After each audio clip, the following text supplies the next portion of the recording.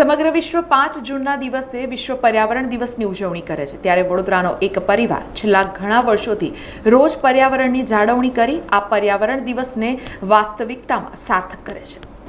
વડોદરા શહેરના વાડી વિસ્તારમાં મહાદેવ તળાવની પાછળ આવેલા ગોપાલનગર સોસાયટીમાં દગડુ જાદવ તેમના પરિવાર સાથે રહે છે। તેમની માતા પાર્વતી જાદવ હાલ 95 વર્ષની વયના છે, જેઓના માર્ગદર્શનથી દગડુભાઈ તેમના પત્ની અને તેમની દીકરીએ પર્યાવરણની જાળવણીનો વારસો આગળ વધાવી રહ્યા છે। 95 વર્ષીય પાર્વતીબાએ તેમના પુત્ર અને પરિવારને પર્યાવરણની જાળવણી થાય તે માટે વૃક્ષો વાવવા માટે પ્રોત્સાહિત કર્યા હતા, જે બાદ આ વારસો તેમના પરિવારે આગળ વધાર્યો છે અને તેમના ઘરના પ્રાંગણમાં નગોડ, હાડસાકર, બ્રાહ્મી, અરડુશી જેવા લગભગ સહિત 60થી વધુ ઓક્સિજન આપતા અને આયુર્વેદિક દવા તરીકે ઉપયોગમાં લેવાતા વિવિધ વૃક્ષો વાવ્યા છે।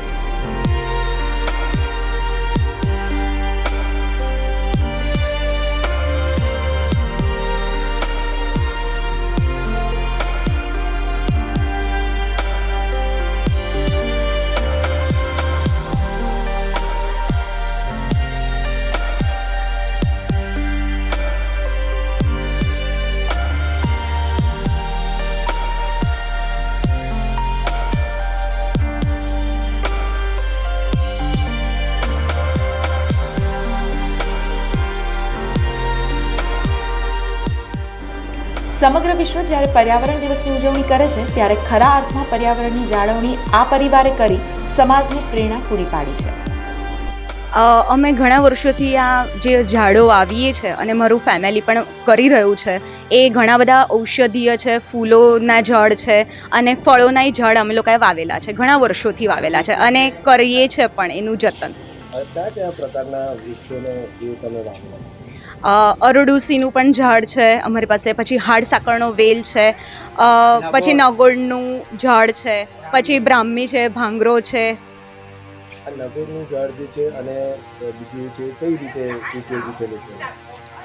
જે નગોડનું ઝાડ છે એ છે ને ઓક્સિજન પૂરું પાડે છે અને છે ને જીવજંતુ આવતા નથી એનાથી, અને એનાથી છે ને લોકોને ઘૂંટણને જે પણ ત્રાસ હોય છે એનાથી એ ત્રાસ એ મટી જાય છે। એક વેલ પણ કંઈક ખાસ ઉગાડી છે આપે, એ વેલ શું છે અને એ કઈ રીતે મદદ? હા, એ હાડસાકરનો વેલ છે। એ જે કોઈનું હાડકું ભાંગી જાય તો એમાં રિકવર કરવા માટે એ મદદરૂપ થાય છે। એની પાવડર મળે છે, એ પાવડર તમે લો તો એનો એક અમુક પીરિયડ હોય છે કે અમુક ટાઈમે લેવાની, એવી રીતે તમે લો તો એ રિકવર કરવામાં જલ્દી એટલે મદદરૂપ થાય છે। તો જે રીતે અત્યારે પ્રકૃતિનો આપ અને આપણા પરિવાર દ્વારા જતન કરવામાં આવી રહ્યું છે, જે સુંદર વાતાવરણ, કયા પ્રકારનું વાતાવરણ એનાથી તમે? બહુ આમ સુંદર, અમને કહેવાય ને કે પેલું બહાર જવું ના પડે। અહીંયા પક્ષીઓ પણ આવે છે, કબૂતરો આવે છે, કાબર આવે છે, મરઘાઓ પણ આવે છે અને સવારમાં પણ ઘણું સરસ વાતાવરણ હોય છે। અત્યારે પર્યાવરણ દિવસની જે ઉજવણી થઈ રહી છે, શું સંદેશ આપશો વડોદરાવાસીઓને? એક જ સંદેશો આપીશ કે તમે પણ તમારા ઘરમાં એક નાનું અમથું વૃક્ષ વાવો।